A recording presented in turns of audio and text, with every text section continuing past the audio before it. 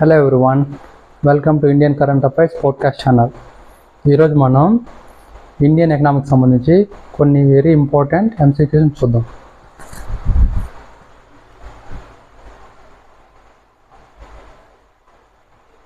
First question, purchasing managers index సంబంధించి క్రింది వాక్యాలు పరిగణించండి. పిఎంఐ ఉత్పత్తి, కొత్త ఆర్డర్లు మరియు ఉపాధికి సంబంధించిన గుణాత్మక ప్రశ్నల నుండి తీసుకొనబడుతుంది. 50 కంటే ఎక్కువ పిఎంఐ గుణాంకాల వ్యాపార కార్యకలాపాల్లో సంకోచాన్ని సూచిస్తుంది. ఇది తయారీ మరియు సేవల రంగాల కోసం విడివిడిగా లెక్కించబడుతుంది, ఆపై మిశ్రమ సూచిక నిర్మించబడుతుంది. సో పర్చేసింగ్ మేనేజర్స్ ఇండెక్స్ గురించి కింది స్టేట్మెంట్స్లో ఏది కరెక్ట్ అనమాట. సో పర్చేసింగ్ మేనేజర్స్ ఇండెక్స్ అనేది ప్రైవేట్ కంపెనీ వాళ్ళు దీన్ని పబ్లిష్ చేస్తారనమాట. ఇది గవర్నమెంట్ వాళ్ళు పబ్లిష్ చేసేది కాదనమాట.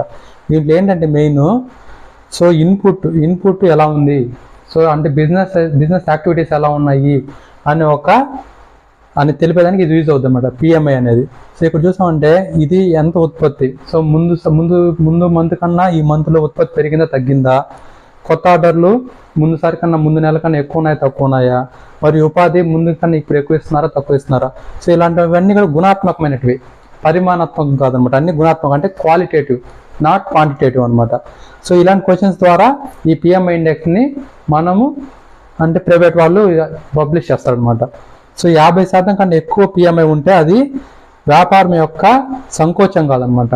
వ్యాకోచం అంటే వ్యాపారం ఇంకా పెరుగుతుంది అనమాట, ఎక్స్పాన్షన్ అవుతుంది అని చెప్పి ఇండికేషన్ అనమాట. సో ఈ స్టేట్మెంట్ తప్పు అవుతుంది. ఎందుకు?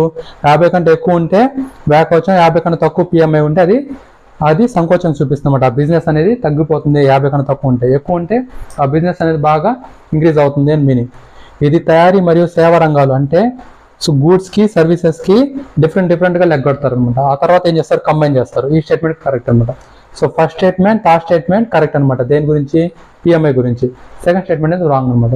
ఎక్స్ప్లెనేషన్ చూసామంటే స్టేట్మెంట్ 2 తప్పు. పిఎంఐ అనేది గుణాత్మక డేటా నుంచి తీసుకోబడింది మరియు 50 పైన ఉన్న సంఖ్య సంకోచాన్ని కాకుండా విస్తరణను సూచిస్తుంది.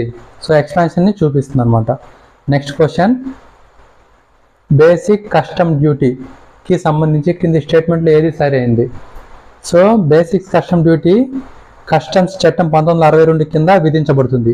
ప్రధానంగా దేశీయ పరిశ్రమలను రక్షించడానికి, వాణిజ్యాన్ని నియంత్రించడానికి మరియు ఆదాయాన్ని సంపాదించడానికి ఈ కస్టమ్స్ డ్యూటీ అనేది యూజ్ అవుతుందని చెప్పి ఫస్ట్ స్టేట్మెంట్లో చెప్పారు. సెకండ్ స్టేట్మెంట్ ఏం చెప్పారు? ఇది దిగుమతి చేసుకున్న వస్తువులు యూనిట్కు నిర్ణీత మొత్తంగా లెక్కించబడుతుందని చెప్పారు అనమాట. సో బేసిక్స్ కస్టమ్స్ డ్యూటీ గురించి వీటిలో ఏది కరెక్ట్? First statement correct. మనం సెకండ్ స్టేట్మెంట్ చూసామంటే ఇది తప్పు అనమాట. సో ఇది ఏంటి బేసిక్స్ కస్టమ్ డ్యూటీ అంటే, ఫర్ ఎగ్జాంపుల్ ఇప్పుడు మనకు ఆస్ట్రేలియాలో ఎక్కువ డైరీ ప్రోడక్ట్స్ అనేది ప్రొడ్యూస్ అవుతాయి. వాళ్ళు ఏం చేస్తారు, వాటి మన దేశానికి ఎక్స్పోర్ట్ చేయొచ్చు అనమాట. అప్పుడు వాళ్ళు ఇక్కడికి ఎక్కువ ఎక్స్పోర్ట్ చేస్తారు తక్కువ కాస్ట్కే, మన దేశంలో ఉన్న డైరీ కంపెనీస్ అన్నీ కూడా నష్టపోతాయి అనమాట. అప్పుడు ఏం చేయాలి, అప్పుడు బేసిక్స్ కస్టమ్ డ్యూటీ వాటి మీద వేస్తారనమాట. సో దీన్నే బేసిక్స్ కస్టమ్ డ్యూటీ అంటారు అనమాట. సో కొంచెం మనం వాళ్ళ డ్యూటీ కొంచెం ఫీజు వాళ్ళ మీద వేస్తూ ఉంటాం, అట్లా ఫైన్ లాగా. సో దాన్ని కస్టమ్స్ డ్యూటీ అంటాం. సో బీసీడీ కస్టమ్స్ చట్టం, ఇది కస్టమ్స్ యాక్ట్ ప్రకారం 1962 ప్రకారం దీన్ని ఎస్టాబ్లిష్ చేశారు. సో ఇది ఎందుకు? దేశీయ పరిశ్రమలు రక్షించడానికి, వాణిజ్యాన్ని నియంత్రించడానికి మరియు ఆదాయాన్ని సంపాదించడానికి ఉపయోగపడుతుంది అనమాట. సో ఇది ఎందుకు తప్పు అంటే, మనకి దిగుమతి చేసిన దానికి కాన్స్టెంట్గా ఉండదు అనమాట. సో ఎలా ఉంటుంది, ఇది ఎంత పర్సంటేజ్ వాల్యూ అయితే మనం చేస్తున్నామో ఆ పర్సంటేజ్ ఉంటుంది అనమాట. ఇంత పర్సంటేజ్ అనేది మనం కస్టమ్ డ్యూటీ వేయాలి అని చెప్పి. So it is based on percentage అనమాట, not based on units, number of units మీద కాకుండా value of percentage of value of goods అనమాట. రక్షణ, నియంత్రణ మరియు రాబడి కోసం కస్టమ్స్ చట్టం 1962 ప్రకారం బేసిక్ కస్టమ్ డ్యూటీ విధించబడుతుంది మరియు ఇది దిగుమతి చేసుకున్న వస్తువుల విలువలో 1% లెక్కించబడుతుంది, నిర్ణీత మొత్తం కాదనమాట. నెక్స్ట్ క్వశ్చన్, ద్రవ్యోల్బణం రకాలను సంబంధించి క్రింది ప్రకటన పరిగణించండి. హెడ్లైన్ ద్రవ్యోల్బణం అనేది బాస్కెట్లోని అన్ని వస్తువుల విలువల్లో మార్పులను సూచిస్తుంది. ప్రధాన ద్రవ్యోల్బణం అంటే కోర్ ఇన్ఫ్లేషన్ అనమాట. కోర్ ఇన్ఫ్లేషన్ అనేది సో ఈ హెడ్లైన్ ద్రవ్యోల్బణం నుండి ఆహారం మరియు ఇంధన వస్తువులను మినహాయించబడుతుంది. సో నెక్స్ట్, ఆహారం మరియు ఇంధన వస్తువులను మినహాయించడం వల్ల కోర్ ఇన్ఫ్లేషన్ సాధారణంగా ఈ హెడ్లైన్ ఇన్ఫ్లేషన్ కంటే కూడా మరింత అస్థిరంగా ఉంటుందని చెప్పి మూడో స్టేట్మెంట్లో చెప్పారు అనమాట. ఇప్పుడు మనం బాగా చూసామంటే ఇక్కడ ఇది హెడ్లైన్ ఇన్ఫ్లేషన్, ప్రధాన ద్రవ్యోల్బణం అనేది కోర్ ఇన్ఫ్లేషన్ అనమాట. ఈ హెడ్లైన్ ఇన్ఫ్లేషన్లో అన్నీ ఉంటాయి అనమాట. అన్ని వస్తువులను కన్సిడర్ చేసుకుంటాం, ఫుడ్ కానీ ఫ్యూయల్ కానీ దీనిలో కన్సిడర్ చేసుకుంటాం అనమాట. కానీ ఈ కోర్ ఇన్ఫ్లేషన్ ఏం చేస్తామంటే ఈ ఫుడ్ ఫ్యూయల్ మనం తీసేస్తాం అనమాట. ఎందుకు? ఈ ఫుడ్ ఫ్యూయలే మాటికి ఎక్కువ చేంజ్ చేస్తుంటాయి అనమాట. సో ఇన్ఫ్లేషన్కి ఒకసారి చూసామంటే ఫుడ్ రేట్ చాలా ఎక్కువైపోద్ది. సో అదేవిధంగా ఫ్యూయల్ అనేది మన దేశంలో ఉండదు అనమాట, అది మనం వేరే దేశాల నుంచి తీసుకోవాలి. సో ఇప్పుడు అక్కడ యుద్ధాలు జరగడం కానీ లేకపోతే ఈ ఓపెక్ కంట్రీస్ అన్ని ఇక్కడ ఫిక్స్ అన్ని కలిసి ఫ్యూయల్ రేట్స్ని పెంచాయనుకోండి, అప్పుడు ఆటోమేటిక్గా ఇన్ఫ్లేషన్ పెరిగిపోద్ది. సో అందువల్ల హెడ్లైన్ ఇన్ఫ్లేషన్ అనేది అస్థిరంగా ఉంటుంది, ఈ కోర్ ఇన్ఫ్లేషన్ అనేది స్థిరంగా ఉంటుంది అనమాట. ఈ కోర్ ఇన్ఫ్లేషన్ ఎలా వస్తుందంటే ఈ హెడ్లైన్ ఇన్ఫ్లేషన్ నుంచి ఫుడ్ ఇన్ఫ్లేషన్ అండ్ ఈ ఫుడ్ కానీ అండ్ ఈ ఫ్యూయల్ కానీ తీసేనామంటే మిగిలిందే కోర్ ఇన్ఫ్లేషన్ అనమాట. ఈ మూడో స్టేట్మెంట్ ఏం చెప్పారంటే ఈ కోర్ ఇన్ఫ్లేషనే అస్థిరంగా ఉంటుందని చెప్పారు అన్నమాట. తప్పు. కోర్ ఇన్ఫ్లేషన్ కన్నా కూడా హెడ్లైన్ ఇన్ఫ్లేషన్ అస్థిరంగా ఉంటుంది అనమాట. ఎక్స్ప్లెనేషన్ చూసామంటే ప్రధాన ద్రవ్యోల్బణం అంటే ఇక్కడ హెడ్లైన్ ఇన్ఫ్లేషన్, కోర్ ఇన్ఫ్లేషన్ అనమాట. ఆహారం మరియు ఇంధనాన్ని మినహాయిస్తుంది, ఇది తక్కువ అస్థిరతను కలిగిస్తుంది అనమాట, ఎక్కువ కాదు. ప్రధాన ద్రవ్యోల్బణం అన్ని వస్తువులను కలిగి ఉంటుంది మరియు మొత్తం ధర మార్పులను అంచనా వేయడానికి కీలకమైనది. ప్రధాన ద్రవ్యోల్బణంలో చేర్చబడినది. సో ఈ కోర్ ఇన్ఫ్లేషన్లు ఏవేవి ఉంటాయంటే మన్నికైన వస్తువులు, ఉదాహరణకు గృహ ఉపయోగకరణాలు, మోటార్ వాహనాలు. సో నెక్స్ట్ వచ్చి దుస్తులు, వ్యక్తిగత సంరక్షణ ఉత్పత్తులు. మళ్ళీ అదే కాకుండా సేవలకు వచ్చామంటే హౌసింగ్, ఆరోగ్య సంరక్షణ సేవలు, విద్య మరియు కమ్యూనికేషన్ సేవలు, వినోద సేవలు, ఇవన్నీ కూడా దేంట్లో ఉంటాయి? కోర్ ఇన్ఫ్లేషన్లో ఉంటాయి. వీటితో పాటు ఇంకా ఎక్స్ట్రాగా ఉంటాయంటే ఫుడ్ ఇన్ఫ్లేషన్, ఫ్యూయల్ ఇన్ఫ్లేషన్ ఉంటుంది దాంట్లో హెడ్లైన్ ఇన్ఫ్లేషన్లో. Next question, non banking financial కంపెనీలు ప్రస్తావనలో కింది స్టేట్మెంట్ను పరిగణించండి. సో ఎన్బిఎఫ్సిలు కంపెనీల చట్టం 1956 కింద రిజిస్టర్ చేయబడ్డాయి మరియు ప్రభుత్వం జారీ చేసిన లోన్లు, అడ్వాన్స్లు మరియు సెక్యూరిటీల కొనుగోలులో పాల్గొనవచ్చు. ఎన్బిఎఫ్సిలు డిమాండ్ డిపాజిట్ను అంగీకరించవచ్చు. డిపాజిట్ ఇన్సూరెన్స్ మరియు క్రెడిట్ గ్యారంటీ కార్పొరేషన్ అందించిన డిపాజిట్ ఇన్సూరెన్స్ ఎన్బిఎఫ్సిలో డిపాజిట్లకు అందుబాటులో ఉంటుంది. సో నాన్ బ్యాంకింగ్ ఫైనాన్షియల్ కంపెనీల గురించి ఈ స్టేట్మెంట్ ఏది కరెక్ట్ మనం చెప్పాలన్నమాట. నాన్ బ్యాంకింగ్ ఫైనాన్షియల్ కార్పొరేషన్స్ అంటే ఫర్ ఎగ్జాంపుల్ ఇప్పుడు మనం గోల్డ్ లోన్ పెట్టుకునే కంపెనీలు కొన్ని ఉంటాయి. కొన్ని ఏంటంటే ప్రాపర్టీస్ పెట్టుకుని మనకి లోన్స్ ఇస్తూ ఉంటాయి అనమాట. ఫర్ ఎగ్జాంపుల్ మనపురం కానీ ముత్తూట్ ఫైనాన్స్ కానీ ఇవంతా కూడా ఏంటంటే ఎన్బిఎఫ్సిస్ అనమాట. So first statement correct. ఇవన్నీ కంపెనీల చట్టం కింద రిజిస్ట్రేషన్ అయ్యి ఉంటాయి అనమాట. So first statement correct.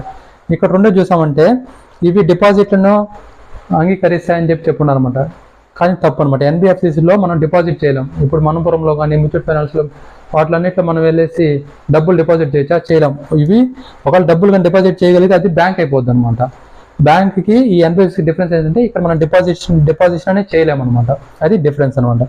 ఇక్కడ ఏంటి డిపాజిషనే చేయకపోతే సో ఇక్కడ డిపాజిట్ ఇన్సూరెన్స్ మరియు క్రెడిట్ గ్యారంటీ అనేది సంబంధమే ఉండదు అనమాట. ఎందుకంటే ఇప్పుడు బ్యాంకులకు బాగా నష్టాలు వచ్చేస్తాయి ఏదైనా జరిగినప్పుడు.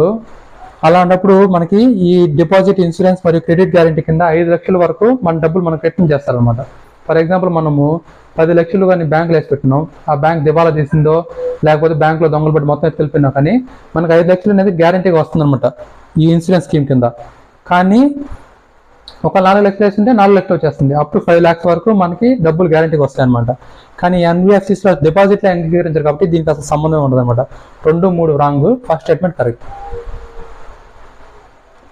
సో ఎన్బిఎఫ్సిలో డిమాండ్ డిపాజిట్లు ఆమోదించలేవు, చెల్లింపు మరియు సెటిల్మెంట్ సిస్టమ్స్లో భాగం కావు మరియు బ్యాంకుల వల్లే కాకుండా డిపాజిట్ బీమా అందించాం అనమాట. సో బ్యాంకుల్లో మాత్రమే ఈ డిపాజిట్ బీమా ఉంటుంది అనమాట. పర్చేసింగ్ మేనేజర్స్ ఇండెక్స్కి సంబంధించి కింది స్టేట్మెంట్లో ఏది సరైనది? సో పిఎంఐ గురించి ఎక్కువ న్యూస్లో వస్తుంది, చాలా ఇంపార్టెంట్ క్వశ్చన్. దీనిలో కన్ఫర్మ్ ఎగ్జామ్కి వచ్చే ఛాన్స్ ఉంది. పిఎంఐ ఇన్పుట్ దశలో కార్యాచరణను కొలుస్తుంది మరియు వాస్తవ ఉత్పత్తిని కొలిసే పారిశ్రామిక ఉత్పత్తి సూచిక, ఇండస్ట్రియల్ ఇన్పుట్ ప్రొడక్షన్ సో వంటి సూచికలకు భిన్నంగా ఉంటుంది అనమాట. కరెక్టే కదా. సో దీంట్లో ఏంటి అసలు యాక్చువల్గా మనం క్వాలిటేటివ్గా చూస్తుంటాం పిఎంఐ ఇండెక్స్లో, కానీ వీటిలో అంతా కూడా క్వాంటిటేటివ్గా చూసుకుంటాం అనమాట ఇండస్ట్రియల్ ప్రొడక్షన్లో. సో నెక్స్ట్ వచ్చి పిఎంఐ ఉత్పాదక రంగంలో మాత్రమే కార్యాచరణను సంగ్రహిస్తుంది మరియు అనాధికారిక రంగ కార్యకలాపాలను కలిగి ఉంటుందని చెప్పాడు. సో ఇది not only manufacturing but also in సేవా రంగంలో కూడా ఇది పిఎంఐని క్యాలిక్యులేట్ చేస్తాం అనమాట. ఇంకా ఏంటంటే అనాధికారిక అంటే అనాధికారిక రంగ కార్యకలాపాలు కూడా కలిగి ఉంటుందని చెప్పారు. ఇది తప్పు అనమాట. సో ఓన్లీ మనకి ఏవైతే అధికారికంగా ఉన్న వాటిలో మాత్రమే ఇది తీసుకోగలుగుతుంది అనమాట. అంటే రిజిస్టర్డ్ అన్రిజిస్టర్డ్ అన్నిటిలో ఇది పట్టించుకోదన్నమాట. సో ఐఐపి వంటి ఉత్పత్తి సూచికల వలె కాకుండా ఈ పిఎంఐ ఇన్పుట్ కార్యాచరణను కొలుస్తుంది అనమాట. ఇది తయారీ మరియు సేవా రంగాలను కవర్ చేస్తుంది, కానీ అనాధికారిక రంగ కార్యకలాపాలను మినహాయింపిస్తుంది అనమాట. నెక్స్ట్ క్వశ్చన్, క్రింది ప్రకటనలు పరిగణించండి. పారిశ్రామిక పార్కులు ప్రత్యేకంగా అభివృద్ధి చెందిన ఆర్థిక మండలాలు. ఇవి పారిశ్రామిక కార్యకలాపాలను మరియు వ్యాపారాల మధ్య సహకారాన్ని ప్రోత్సహిస్తాయి. పారిశ్రామిక పార్కులు ప్రధానంగా తయారీ ఉత్పాదకతను పెంపొందించడం మరియు విదేశీ ప్రత్యక్ష పెట్టుబడులను ఆకర్షించడం లక్ష్యంగా పెట్టుకుంటాయి. సో పారిశ్రామిక పార్కులు అంటే ఇండస్ట్రియల్ పార్క్స్ గురించి ఈ స్టేట్మెంట్లు ఏది కరెక్ట్ అని అడుగుతున్నాడు. 2 స్టేట్మెంట్స్ కూడా కరెక్ట్ అనమాట. సో ఇండస్ట్రియల్ పార్క్స్ ఎందుకు పెట్టుకుంటాం ముందు? సో మనకి ఏవైతే ఈ ఇండస్ట్రీస్ అనేది డెవలప్ అవ్వాలి, వీటిని డెవలప్ అవ్వాలంటే అన్నీ ఒక దగ్గర ఉన్నాయనుకోండి, ఈజీగా డెవలప్మెంట్ ఉంటుంది అనమాట. అంటే దీనికి కావాల్సిన ఇన్పుట్స్ పక్కనే దొరికింది అనుకోండి, అక్కడ ఇది ఈజీగా ట్రాన్స్పోర్టేషన్ కానీ అన్ని ఈజీగా ఉంటాయి కాబట్టి ఇక్కడ ఇది కూడా ఈజీగా డెవలప్ అవ్వచ్చు అనమాట. సో అన్ని ఇండస్ట్రీ పార్క్స్ అనేటివి దానివల్ల యూజ్ అవుతాయి, అంటే అన్ని ఇండస్ట్రీస్ అక్కడే ఉంటాయి అనమాట. So first statement correct. పారిశ్రామిక పార్కులు ప్రధానంగా తయారీ ఉత్పత్తులను పెంపొందించడం మరియు విదేశీ ప్రత్యక్ష పెట్టుబడులను ఆకర్షించడం లక్ష్యంగా పెట్టుకున్నాయి. సో ఇన్ని ఫెసిలిటీస్ ఉంటాయి కాబట్టి వేరే దేశం వాళ్ళు కూడా మన దేశంలో పెట్టుబడి పెట్టడానికి అవకాశాలు ఎక్కువ ఉంటాయి అనమాట. సో ఇండస్ట్రియల్ పార్క్స్ వల్ల అదే అడ్వాంటేజ్. ఎక్స్ప్లెనేషన్. భారతదేశ ఆర్థిక విస్తరణలో పారిశ్రామిక పార్కుల కీలక పాత్ర పోషిస్తున్నాయి. ఆగస్టు 2021 నాటికి భారతదేశం 3800 పారిశ్రామిక పార్కులు అంటే ఇండస్ట్రియల్ పార్క్స్ అనేటివి ఎస్టేట్లు మరియు ప్రత్యేక ఆర్థిక మండలాలు సుమారుగా 4.68 లక్షల హెక్టార్లను కలిగి ఉంది. ఈ ప్రాంతాలు India industrial land bank map చేయబడ్డాయి. దానితో పాటుగా నికర భూభాగ లభ్యత గురించి సమాచారం ఉంటుందన్నమాట. దేంట్లో ఇండియా ఇండస్ట్రియల్ ల్యాండ్ బ్యాంక్లో ఎంత భూమి ఉంది ఈ ఇండస్ట్రియల్ పార్క్స్లో, అంటే నెక్స్ట్ ఇండస్ట్రీస్ పెట్టుకోవడానికి కూడా మనకి దీని నుంచి లభ్యమవుతుంది. ఈ పారిశ్రామిక పార్క్స్ పరిశ్రమలను స్థాపించడం అనేక ప్రయోజనాలు అందిస్తుందన్నమాట. ఆ ప్రయోజనాలు ఏంటంటే మౌలిక సదుపాయాలు మరియు సౌకర్యాలు ఉంటాయి, ఖర్చు ఆదాయ అవుద్ది, క్లస్టర్ ప్రభావం ఉంటుందన్నమాట. క్లస్టర్ ప్రభావం అంటే ఫర్ ఎగ్జాంపుల్ ఒకే ఇండస్ట్రియల్ పార్క్లో ఆటోమోటివ్కి సంబంధించిన అన్ని ఇండస్ట్రీస్ ఉన్నాయనుకోండి. సో అప్పుడు ఏమవుతుంది, మనకి ఇన్పుట్స్ ఒకదాని నుంచి ఇంకో దానికి ఈజీగా దొరుకుతుంది అనమాట. ఒక ఇండస్ట్రీ నుంచి వచ్చే అవుట్పుట్ ఇంకో దానికి ఇన్పుట్ అవుతుంది అనమాట. సో అదేవిధంగా క్లస్టర్ ప్రభావం ఉంటుందన్నమాట. అదేవిధంగా సమర్థవంతమైన సరఫరా గొలుసు ఉంటుంది. సో ఎక్కడైతే ఇండస్ట్రీ బాక్స్ ఉంటాయో వాటన్నిటికీ ఏముంటుందంటే మంచి రవాణా వ్యవస్థ ఉంటుంది అనమాట. సో అందువల్ల ఏముంది, మనకి ఈజీగా ఈ సరఫరా గొలుసు అనేది ఉంటుందన్నమాట. రెగ్యులేటరీ ప్రయోజనాలు ఉంటాయి, నైపుణ్యం కలిగిన వర్క్ ఫోర్స్ మనకి అక్కడ దొరుకుద్ది అనమాట. పర్యావరణ అనుకూలత ఇవన్నీ కూడా ఉంటాయి అనమాట. ఇవంతా కూడా అడ్వాంటేజెస్. సో నెక్స్ట్ క్వశ్చన్, ఈ క్రింది వాటిలో ఏది డిజిటల్ పబ్లిక్ ఇన్ఫ్రాస్ట్రక్చర్ని ఉత్తమంగా వివరిస్తుంది? సో డిజిటల్ పబ్లిక్ ఇన్ఫ్రాస్ట్రక్చర్ని కింది వాటిలో ఏది ఉత్తమంగా వివరిస్తుంది? దేశంలోని వివిధ ప్రాంతాలను కలిపే భౌతిక రహదారులను డిజిటల్ పబ్లిక్ ఇన్ఫ్రాస్ట్రక్చర్ అంటామా? భద్రత, ఇంటరాపరబిలిటీ మరియు యాక్సెసిబిలిటీ భరోసా కల్పించే డిజిటల్ నెట్వర్క్స్, పబ్లిక్ సర్వీసెస్ మరియు ఆర్థిక అవకాశాలను కల్పిస్తుంది అనమాట ఈ డిజిటల్ నెట్వర్క్స్ అనేది. సో దాన్ని డిజిటల్ పబ్లిక్ ఇన్ఫ్రాస్ట్రక్చర్ అంటామా? లేకుండా అంతర్గత కమ్యూనికేషన్ల కోసం కార్పొరేషన్లు ప్రత్యేకంగా ఉపయోగించే ప్రైవేట్ డిజిటల్ ప్లాట్ఫామ్సా? అయితే గోప్యమైన ప్రభుత్వ డేటాను నిల్వ చేయడానికి ఉపయోగించే ప్రైవేట్ సర్వర్ల వ్యవస్థన? సో డిపిఐ అంటే ఏంటంటే భద్రత, ఇంటరాపరబిలిటీ మరియు యాక్సెసిబిలిటీ భరోసా కల్పించే డిజిటల్ నెట్వర్క్స్ అనమాట. సో దాన్ని డిపిఐ అంటాం. దీని గురించి మనం ఎక్స్ప్లెయిన్ చూసామంటే డిజిటల్ పబ్లిక్ ఇన్ఫ్రాస్ట్రక్చర్ అనేది సామాజిక ఆర్థిక వనరులకు ప్రజలకు సేవలను మెరుగుపరచడానికి మరియు పాలనను మెరుగుపరచడానికి రూపొందించబడిన పునాది. సో ఈ డిజిటల్ సిస్టమ్స్లు మరియు సేవలను సూచిస్తుందన్నమాట. సో డిజిటల్ ఇన్ఫ్రాస్ట్రక్చర్ యూజ్ చేసుకొని మనం ప్రజలకి సేవ చేయొచ్చు అనమాట. సో నెక్స్ట్ ఏంటి, ఇది డిజిటల్ గుర్తింపు, వేగవంతమైన చెల్లింపు వ్యవస్థలు మరియు సమ్మతి ఆధారిత డేటా భాగస్వామ్యం వంటి భాగాలను కలిగి ఉంటుంది. సో ఈ డిజిటల్ ఇన్ఫ్రాస్ట్రక్చర్ మెయిన్ పార్ట్స్ ఏంటంటే ధృవీకరించదగిన మరియు గుర్తింపు మరియు రిజిస్ట్రీలు అనమాట. Next data sharing, credentials, history and attributes ఇవన్నీ కూడా షేర్ చేయొచ్చు. సంతకాలు మరియు సమ్మతి. సో మనం డిజిటల్ సిగ్నేచర్స్ అంటాం అనమాట. అంటే డైరెక్ట్గా వెళ్ళేసి ఫైల్ తీసుకొని ప్రింట్ తీసుకొని సైన్ చేసి అలా అప్రూవల్స్ అవసరం. ఇప్పుడు డైరెక్ట్గా మనం డిజిటల్ సిగ్నేచర్స్తోనే మనం క్రెడిట్ కార్డ్స్ని పొందుతున్నాం, అన్నీ పొందుతున్నాం అనమాట. నెక్స్ట్ ఆవిష్కరణ మరియు నెరవేర్పు, తర్వాత చెల్లింపులు అనేది మెయిన్ అనమాట. సో మన దేశంలో బాగా ఇంప్లిమెంట్ చేసింది చెల్లింపులు, యూపీఐ సిస్టమ్స్ వచ్చింది కదా. ఇప్పుడు మన దేశంలో ఎలా ఇంప్లిమెంట్ అయింది ఈ డిపిఐ అనేది? మన దేశంలో ఈ డిపిఐ కిందనే యూపీఐ సిస్టమ్స్ డెవలప్ చేసాం, ఆధార్ ఐడీస్ని డెవలప్ చేసాం, ప్రత్యక్ష ప్రయోజనాల బదిలీ అంటే డైరెక్ట్ బెనిఫిట్ ట్రాన్స్ఫర్స్ అనమాట. అంటే ఎవరైతే బెనిఫిషియరీ ఉన్నారో వాళ్ళకి డైరెక్ట్గా మనం డబ్బులు ట్రాన్స్ఫర్ చేయొచ్చు అనమాట. మధ్యలో అందరి చేతులు మారకుండా డైరెక్ట్ బెనిఫిషరీస్కే డబ్బులు వెళ్తాయి అనమాట. సో అది కూడా ఒక వన్ ఆఫ్ ది డిపిఐస్ అనమాట. నెక్స్ట్ ఆధార్ ప్రారంభించబడిన చెల్లింపు వ్యవస్థ, AEPS, Aadhaar based payment system సంబంధించి కింది స్టేట్మెంట్ పరిగణించండి అని చెప్పాడు. ఈ ఏఈపిఎస్ ఆధార్ ప్రామాణీకరణను ఉపయోగించి నగదు ఉపసంహరణ అంటే నగదును విత్డ్రా చేసుకోవడం, నిధుల బదిలీ మరియు బ్యాలెన్స్ విచారణ వంటి లావాదేవీలను సులభతరం చేస్తుంది. ఇది నియమించబడిన బ్యాంక్ శాఖలలో మాత్రమే లావాదేవీలు అనుమతించబడుతుంది మరియు వ్యాపార కరస్పాండెంట్ల ద్వారా లావాదేవీలు మద్దతు ఇవ్వదు. ఈ స్టేట్మెంట్ అనేది తప్పు అనమాట, ఎందుకంటే వ్యాపార కరస్పాండెంట్ల ద్వారా కూడా లావాదేవీలు మద్దతు ఇస్తుంది. ఇది ఏఈపిఎస్ సురక్షిత లావాదేవీలు మరియు మెరుగైన కస్టమర్ ధృవీకరణ కోసం ఈకేవైసీ మరియు టోకనైజేషన్ వంటి అదనపు సేవలకు మద్దతు ఇస్తుంది అనమాట. సో మనం ఎవరికి డబ్బులు పంపిస్తున్నామో తెలియకుండా పంపించేసి అది నిజమైన బెనిఫిషరీ కాదని చెప్పి మళ్ళీ తెలుసుకున్న వేస్ట్ అయిపోద్ది అనమాట.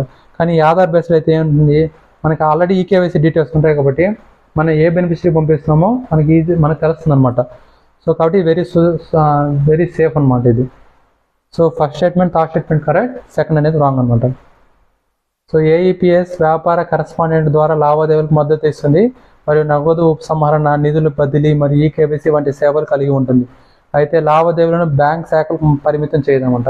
ఓన్లీ బ్యాంకులకే కాదు, అందరూ వాడుకోవచ్చు అన్నమాట వీటిని. సో ఇది ఈరోజు class. Thank you very much for watching.